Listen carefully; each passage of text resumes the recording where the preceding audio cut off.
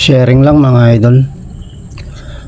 Bali ito mga idol, ito yung tinatawag na gearbox mga idol.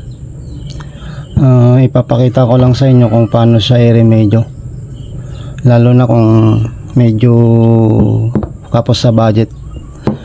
Ito mga idol, pwede naman siyang i-remedyo.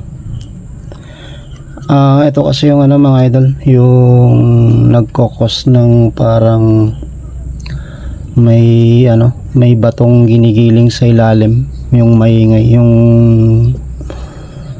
parang may mixer na nagkahalo ng semento at saka mga bato. Bali ito mga idol, pwede siyang i-remedyo. Una, itong na to, itong water seal na to, dapat mapaltan to para hindi pumasok sa loob yung tubig mga idol. Tapos buksan natin to.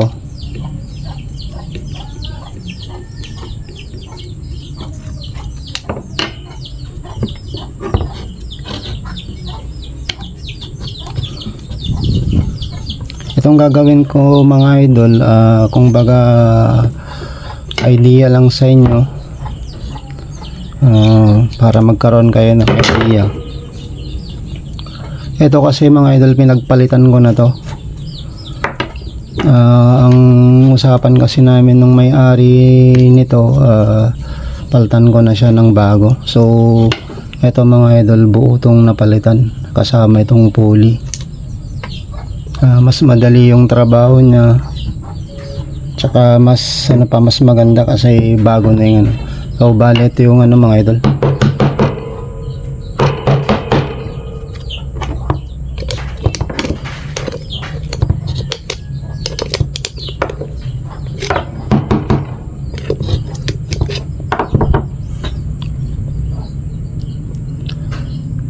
So ayan mga idol, ito yung laman niya.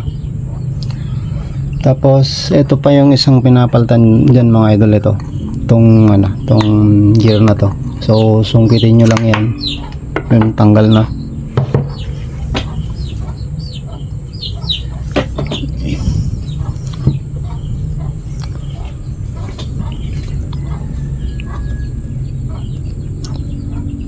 Bali ito na siya mga idol, siya, pudpud na siya. Kumbaga yung ngipin halos halos manipis na.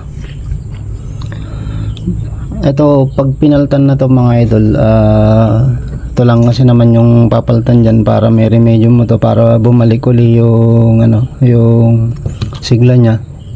So paltan mo lang to. Bali paltan nyo lang to.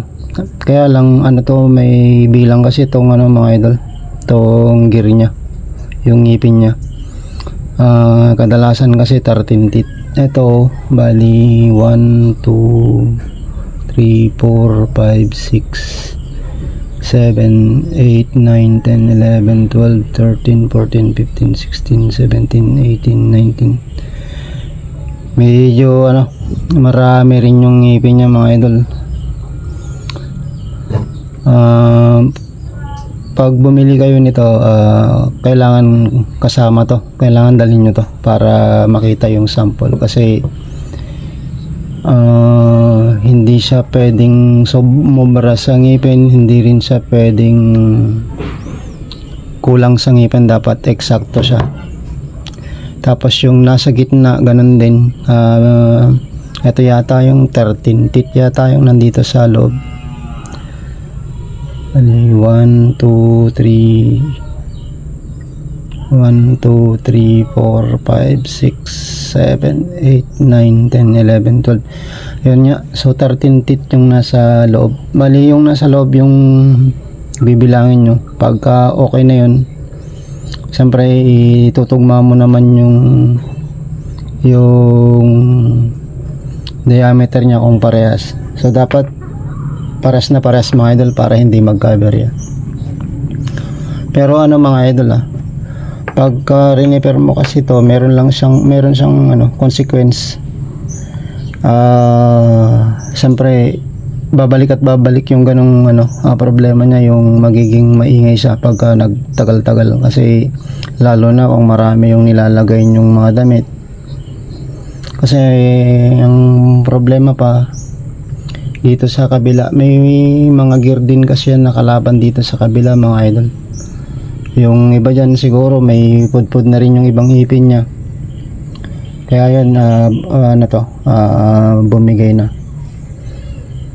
Pero gaya nga ng sinabi ko, kung medyo kapos sa budget, pwede namang i-remedyo para makatipid. Pagka mga idol, pagka nabilan nyo na to, ito kasi hindi ko na siya i-repair mga idol, kasi napaltan ko na to ng buo, gaya ng sinabi ko. So ito mga idol, pagka nakabili na kayo ng bago, balik nyo lang yan, tapos ibalik nyo lang din tong kalaban niya sa loob. Meron namang meron namang guide diyan. Tapos salpak nyo lang ulit, balik nyo lang, tapos paltan nyo lang din tong water seal na to. Okay na yan mga idol. So bali yun lang mga idol.